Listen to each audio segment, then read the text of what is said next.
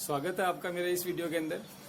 और जिस तरह से आपने मेरे पिछले वीडियोस को लाइक किया है, पसंद किया है, बहुत सारे सब्सक्रिप्शन दिए, आगे भी आपसे उम्मीद है कि आप इसी तरह से इनको लाइक्स और सब्सक्राइब करते रहेंगे।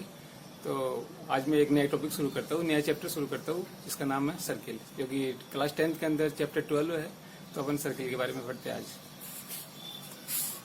सबसे पहले मैं सर्किल की डेफिनेशन दे रहा हूँ। collection of points which are at equidistance from all the points in a plane।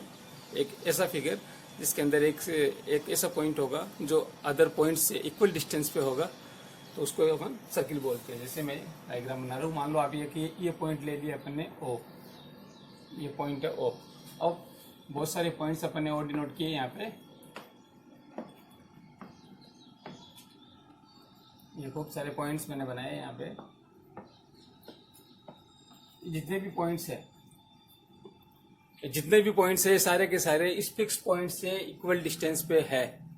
तो इन सारे पॉइंट्स को मिलाने से जो फिगर मिलेगा, इन सारे पॉइंट्स को ज्वाइन करने से जो फिगर आता है उसे सर्किल बोलते हैं। इन सारे पॉइंट्स को मिलाने से जो फिगर आ रहा है उसे सर्किल बोलेंगे। तो सर्किल की डेफिनेशन दोबारा रिपीट कर रहा हूँ। The collection of points which are at a equidistance from a fixed point is called a circle। और ये जो सर्किल में जो फिक्स पॉइंट होता है इसको अपन बोलते हैं सेंटर। ये होता है centre of circle.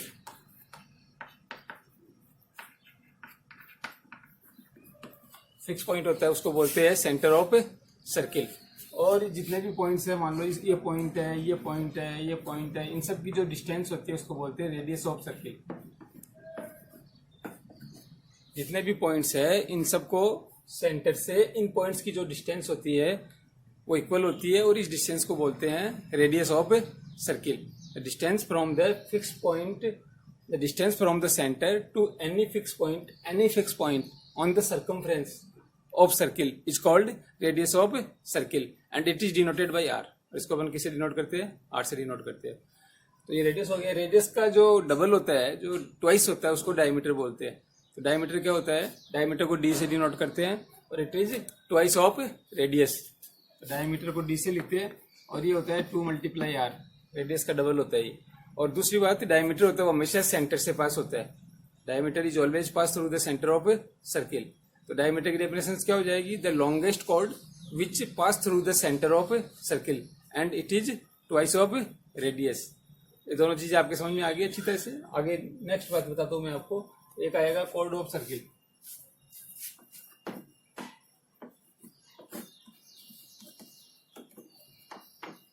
Chord of circle chord होता है any two points situated on the circumference, उनको ज्वाइन करने से जो अपने को लाइन सेगमेंट मिलता है उसको कॉर्ड ऑफ सर्किल बोलते हैं। जैसे मान लो अपने पास ये सर्किल है, इस सर्किल पे 2 पॉइंट्स लिए मैंने, एक यहाँ पे P ले लिया और एक पॉइंट ले लिया Q। इन दोनों को ज्वाइन करने वाली लाइन सेगमेंट, इन दोनों को ज्वाइन करने वाला जो लाइन सेगमेंट होता है उसको बोलते हैं कॉर्ड ऑफ सर्किल। इसे ज्वाइन कर दिया मैंने यहाँ पे, तो कॉर्ड हो गई, कॉर्ड PQ। अब आपके दिमाग के अंदर ये क्वेश्चन आ सकता है कि is diameter is also chord of circle? Is diameter is also a chord of circle? तो डायमीटर भी yes, diameter is also chord of circle because it also join the 2 points situated on the circumference of a circle। जैसे मान लीजिए कि ये centre था, ये centre है, ये यहाँ तक अपन ने इसको ज्वाइन किया है, पॉइंट R दे दिया मैंने, तो ये तो रेडियस हो गई। अब रेडियस का ट्वाइस होता है वो डायमीटर होता है। तो ये पूरी लाइन यहाँ से लाइन सेगमेंट R और S, ये हो गया डायमीटर ऑफ सर्किल। तो ये डायमीटर होने के साथ साथ कोड भी तो हो गया ना, क्योंकि सर्किल पे जो 2 पॉइंट्स है, सर्किल पे जो 2 पॉइंट्स है S और R, इनको ज्वाइन करने वाली लाइन हो गई। तो डायमीटर की डेफिनेशन ये बताई थी ना आपको कि द लाइन ज्वाइनिंग, कोड की डेफिनेशन ये बताई थी ना आपको कि the line segment join the 2 points situated on the circle. तो सर्किल को ज्वाइन करने वाले पॉइंट है। तो ये जो डायमीटर होता है वो longest chord of the circle होता है। ऐसा एक क्वेश्चन आया बोर्ड में, पूछा हुआ भी है कि what is the longest chord of circle. तो आपका your answer should be the diameter is the longest chord of circle. तो कॉर्ड की डेफिनेशन आपको समझ में आ गई। इसमें इनफाइनेटली कोड्स होती है, कितने भी कोड्स अपन ड्रॉ कर सकते हैं सर्किल के अंदर। ये भी सर्किल की कोड है, ऐसे भी सर्किल की कोड है, ये भी सर्किल की कोड्स है। All are the chords of circle, सारी की सारी सर्किल की कोड्स होती है। तो अपन 3 चीज़ें, एक अपन ने सर्किल के बारे में सीखा कि सर्किल क्या होता है, एक अपन ने रेडियस के बारे में सीखा, एक अपन ने डायमीटर के बारे में सीखा, एक कोड के बारे में सीखा। इनके बाद में एक आता है वर्ड, एक टर्म आता है circle. In how many parts circle can be divided, circle कितने पार्ट्स में डिवाइड किया जा सकता है। तो there are three parts of circle. Circle के 3 पार्ट्स होते हैं। कौन कौन से 3 पार्ट्स होते हैं सर्किल के? जैसे ये सर्किल है, दैट इज द सर्किल। ये जो सर्किल का पूरा जो अंदर का पार्ट है इसको बोलते हैं इंटीरियर ऑफ सर्किल। पूरा जो सर्किल का अंदर का पार्ट है इसको बोलते हैं इंटीरियर ऑफ सर्किल। और जो खुद ये जो सर्किल का जो पूरा जो ये बाउंड्री है जिसको अपन सर्कमफ्रेंस बोलते हैं, इसको अपन लिखेंगे सर्किल। तो सर्किल का 2nd नंबर का पार्ट हो गया इंटीरियर सर्किल, और थर्ड पार्ट हो जाएगा एक्सटीरियर ऑफ सर्किल। जैसे सर्किल का बाहर का पार्ट है ये सारा का सारा, ये जितना भी पार्ट है ये सर्किल से आउटर है, मतलब सर्किल से बाहर है, इसको बोलेंगे एक्सटीरियर। सर्किल के 3 पार्ट होते हैं, मतलब सर्किल को 3 पार्ट होते हैं। सर्किल के पहला पार्ट होता है सर्किल इटसेल्फ, जो सर्किल खुद है वो। दूसरा इंटीरियर ऑफ सर्किल, और third part exterior of circle. तो सर्किल के 3 पार्ट्स होते हैं, ठीक है। और इनमें से भी 2 पार्ट को मिला करके circle and interior of circle is called circular region. एक नया वर्ड आ रहा है अपने पास, सर्कुलर रीजन। सर्कुलर रीजन का मतलब समझ गए आप, एक circle and the interior of circle, इन दोनों को मिलाकर के बोलते हैं सर्कुलर रीजन। सर्किल और इंटीरियर सर्किल और ये इंटीरियर ऑफ सर्किल, इन दोनों को मिलाकर के बोलते हैं circular region. Circular reason definition हो गई। उसके बाद में एक और टॉपिक के ऊपर अपन डिस्कस करते हैं। एक नया टॉपिक लेते हैं अपन। नया टॉपिक क्या ले रहे हैं? सर्किल के आर्क्स। सर्किल के आर्क्स क्या होते हैं? तो देखिए आर्क्स क्या होते हैं। जैसे मान लो कि ये एक सर्किल है, ये एक सर्किल बना दिया, ठीक है। इस सर्किल के मैंने यहाँ पे लिख दिया P और यहाँ पे लिख दिया Q। सर्किल के एक सर्किल बनाया, यहाँ पे P और यहाँ पे पॉइंट लिखा Q। अब देखिए सर्किल का एक पार्ट तो यहाँ से यहाँ तक का हो गया, एक तो पार्ट यहाँ से यहाँ तक का हो गया, और दूसरा पार्ट ये हो गया। Circle is divided into 2 parts. ये जो इतना पार्ट है यहाँ से लेकर के यहाँ तक का, ये हो गया माइनर आर्क। छोटा पार्ट है ये, तो छोटे पार्ट को क्या बोलेंगे? माइनर आर्क, या इसको अपन स्मॉल आर्क भी बोल सकते हैं। माइनर आर्क बोल सकते हैं, स्मॉल आर्क भी बोल सकते हैं। और जो बड़े वाला पार्ट है, ये जो बड़े वाला पार्ट है यहाँ से लेकर के यहाँ तक, इसको बोलेंगे बिग आर्क। बिग बोल दो आप, या आप मेजर आर्क भी बोल सकते हो। बिग आर्क बोल दो या मेजर आर्क बोल दो। इस तरीके से सर्किल की तो 2 आर्क्स होते हैं, ठीक है। उसके बाद में मान लो कि अगर मैंने मान लो कि ये वाला सर्किल लिया, मैंने ये सर्किल लिया, अब की बार मैंने बिल्कुल डायमीटर के ऊपर ले लिए, दोनों पॉइंट्स है वो डायमीटर के ऊपर ले लिए। डायमीटर मतलब ये सेंटर है यहाँ पे वो, तो डायमीटर के ऊपर मैंने दोनों पॉइंट लिए P और Q। तो अब क्या होगा? अब ये सर्किल तो पूरा इक्वल पार्ट्स में डिवाइड हो गया, हाफ पार्ट्स में डिवाइड हो गया, तो इसको बोलेंगे सेमी सर्किल। तो यहाँ से यहाँ तक का पार्ट और यहाँ से यहाँ तक का पार्ट, इसको बोलेंगे सेमी सर्किल। तो जब दोनों पॉइंट्स डायमीटर पे लिए जाते हैं तो circle is divided into 2 equal parts which are called semicircle. Semicircle भी बोल सकते हैं, हाफ सर्किल भी बोल सकते हैं उनको, ठीक है। और आर्क को डिनोट कैसे करते हैं? जैसे अपने को PQ आर्क को डिनोट करना है, तो ये हो गया PQ आर्क। ये सर्किल का मतलब आर्क का इस तरह से अपन डिनोट करते हैं। आप लिख भी सकते हो PQ आर्क, यार से आगे लगा करके, और डायरेक्ट आप PQ के ऊपर ऐसे आर्क का साइन भी लगा सकते हो, ठीक है। तो सर्किल से रिलेटेड अपने बात, ये बहुत सी बातें मैंने आपको अभी तक बताई है। इसके आगे और आती है सर्किल से आगे 1-2 चीजें और बता रहा हूँ मैं आपको। तो अपन एंगल सबटेंडेड बाय कोड। अब अगला जो अपना टॉपिक है वो है angle subtended by any code. जो कोड होती है वो सर्किल के ऊपर कौन कौन से एंगल सबटेंड करती है उसके बारे में मैं आपको बता रहा हूँ। जैसे मान लीजिए कि ये सर्किल है,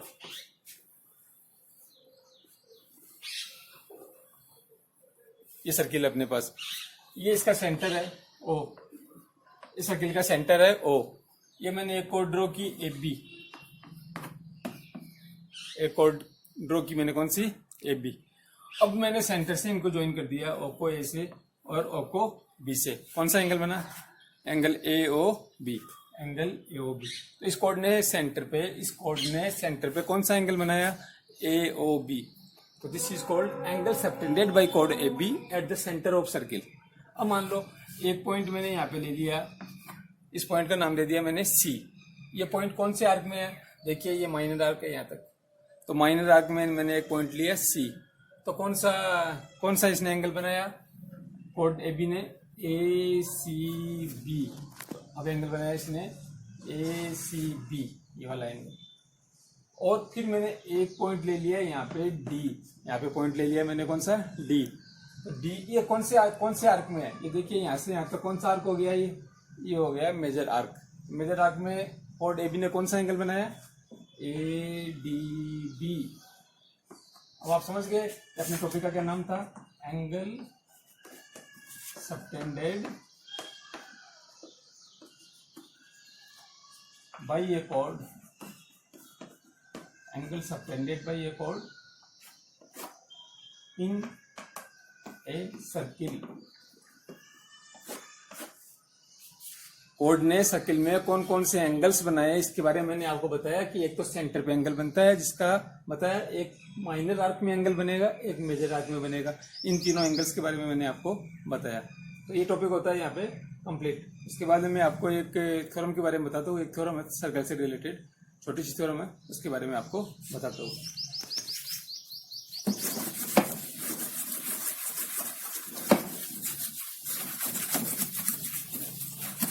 थ्योरम है वो छोटी सी थ्योरम है, ज्यादा बड़ी थ्योरम नहीं है। थ्योरम का स्टेटमेंट ये है जो prove that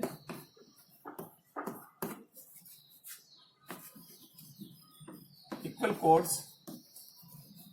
subtends equal angles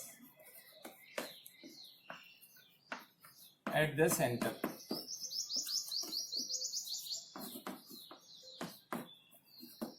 ये थ्योरम है कि आपको प्रूव यह करना है कि अगर कोड्स इक्वल है, अगर सर्किल की कोड्स इक्वल है तो वो सेंटर पे इक्वल एंगल बनाएगी। ये अपने को प्रूव करना है, ठीक है। इसको प्रूव करने के लिए मैं बताता हूँ आपको। जैसे मान लो अपने पास है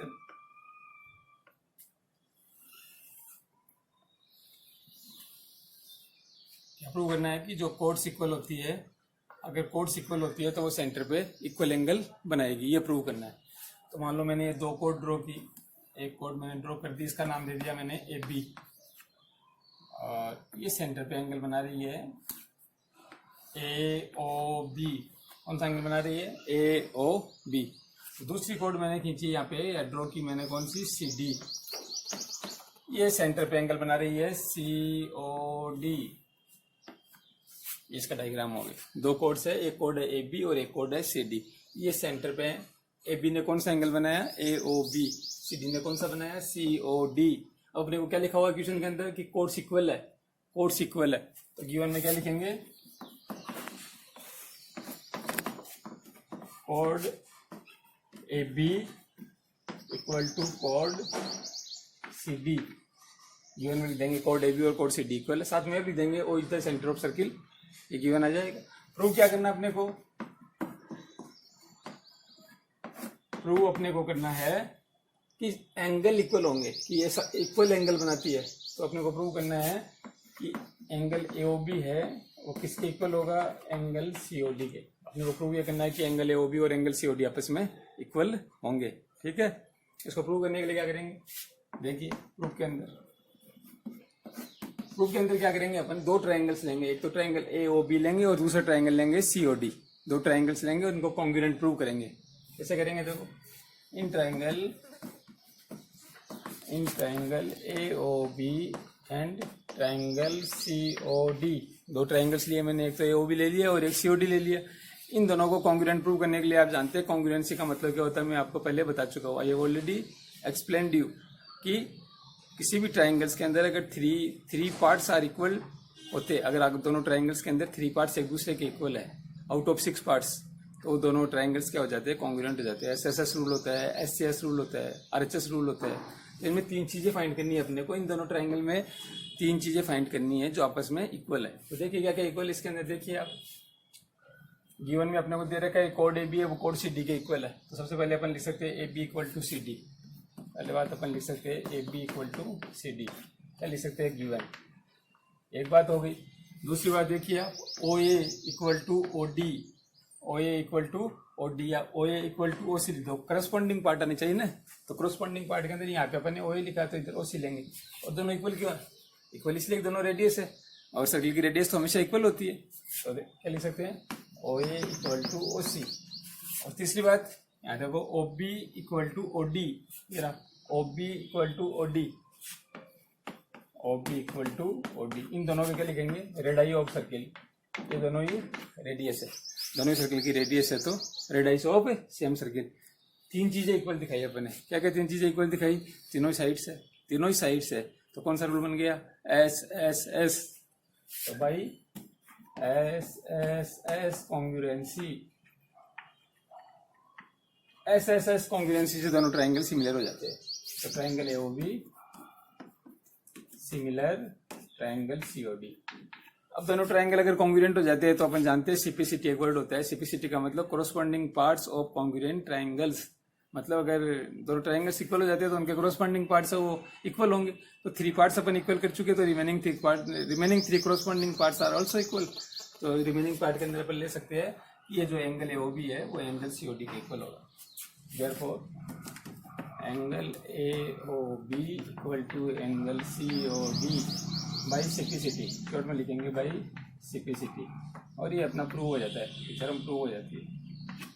अब इसी का एक कन्वर्स है, इसी का एक कन्वर्स है जो उसमें क्या होता है कि उसमें अपने को कहते हैं कि एंगल्स आर इक्वल करस्पॉन्डिंग में। इसका कन्वर्स समझा रहा हूँ शॉर्ट के अंदर, आपको शॉर्ट में आपको बता रहा हूँ, आपके समझ में आ जाए। कोई ज़्यादा कोई वैसी वाली बात नहीं है कि कोई ज़्यादा कोई हार्ड काम है, और बिल्कुल वैसा ही मेथड थोड़ा सा चेंज करना है अपने को।